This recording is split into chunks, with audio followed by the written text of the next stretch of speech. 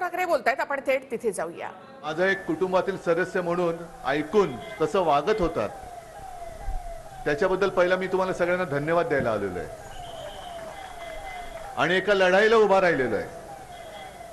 ज्या लढाईला उभा राहिलेलो आहे, मी जे काय करतोय ते बरोबर आहे की नाही हे मी विचारायला फिरतोय सगळीकडे. बरोबर आहे की नाहीये? जी लढाई लढतोय ती माझी लढाई नाहीये.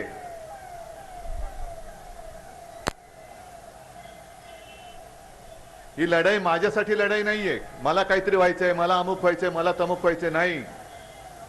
मला काळजी आहे ती तुमची आणि तुमच्या ज्या काही पुढच्या पिढ्या आहेत त्या या देशाच्या स्वातंत्र्यात जगणार आहेत की यांच्या हुकुमशाहीच्या गुलामगिरीत जगणार आहेत, ते ठरवणारी ही निवडणूक आहे. आणि म्हणून मी प्रत्येक सभेत जवळपास जे माझ्यासोबत जोडले गेले त्यांना तर सांगतोच, पण अगदी भारतीय जनता पक्षाचे कार्यकर्ते आहेत, संघाचे जे कार्यकर्ते आहेत त्यांना सुद्धा मी आवाहन करतोय की तुम्ही जे काय करतात वेळेत सावध व्हा. आमची 25-30 वर्ष वाया गेली. हिंदुत्वाच्या त्यांच्या बुरख्याला आम्ही फसलो, त्यांना दिल्लीमध्ये पाठवलं आणि दिल्लीत गेल्यानंतर आमच्याच मुळावर ते जे काय घाव घालतायत, ही त्यांची वृत्ती, नीच वृत्ती बघितल्यानंतर भाजप आणि RSSच्या कार्यकर्त्यांनी आता सावध व्हायला पाहिजे की ही लोक कोणाचीही नाहीत. आत्ताचा जो भाजपचे जे नेतृत्वाची फळी आहे, ही नेतृत्वाची फळी कोणाचीही नाही. अरे ज्या शिवसेना प्रमुखांनी मोदींना तेव्हा संकट असताना वाचवलं, त्यांच्या शिवसेनेला हे खतम करायला निघालेत. यांची काय अवकात आहे आता लक्षात घ्या. हे नुसतं मित्राला नाही संपवत, काँग्रेसला संपवायला निघाले होते. काँग्रेस संपत नाही म्हणून काँग्रेस फोडायला लागले. शिवसेना संपत नाही म्हणून शिवसेना फोडली. नुसती फोडली नाही तर शिवसेना चोरली असं त्यांना वाटतंय. नितीश कुमारला परत घेतला म्हणजे ज्या भ्रष्ट लोकांविरुद्ध भारतीय जनता पक्षाने आजपर्यंत जो काही बेंबीच्या डेटापासून आरडाओरडा केला, त्यांचीच धुणी आता यांना धुवावी लागतात.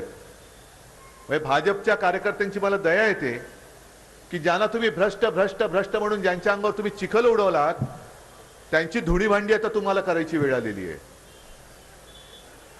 कारण अशोक चव्हाणांवरती सुद्धा काय बोलले ते तुम्हाला कल्पना आहे. मोदी सुद्धा बोलले होते, आपले फडणवीस नाही, फडणवीस ना नाही, कारण ते नुसतं त्यांना फोडाफोडीशिवाय धंदाच नाहीये दुसरा. कपट कारस्थाना करायची, नीच कारस्थाना करायची. आणि म्हणे गृहमंत्री घरफोडे.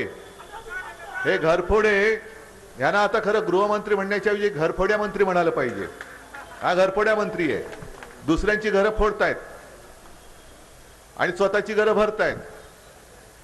पण अजितदादा पवार 70,000 कोटींचा सिंचन घोटाळा मोदीजींनी स्वतः आरोप केला होता.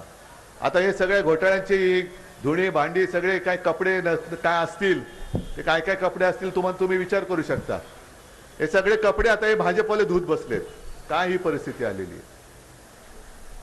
आणि इथला जो खासदार ज्यांनी गद्दारी केली,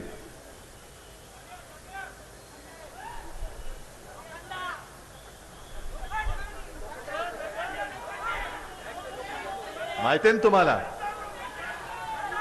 म्हणजे मी मगाच्या सभेत बोललो की आपण आधी भाऊसाहेबांना निवडून दिलं होतं, भाऊसाहेब चुकले, काँग्रेसमध्ये गेले, पुन्हा आपल्यात आले. आणि आले ते नुसते नाही आले, काँग्रेस सोबत घेऊन आले. आज काँग्रेस आपल्या सोबत आहे, राष्ट्रवादी आपल्या सोबत आहे. आता सुद्धा मला इकडे काँग्रेसच्या लोकांनी सत्कार केला, राष्ट्रवादीचे लोक सत्कार करतात, मुस्लिम समाज सत्कार करतोय, वंचित जे आहेत ते सत्कार करतायत.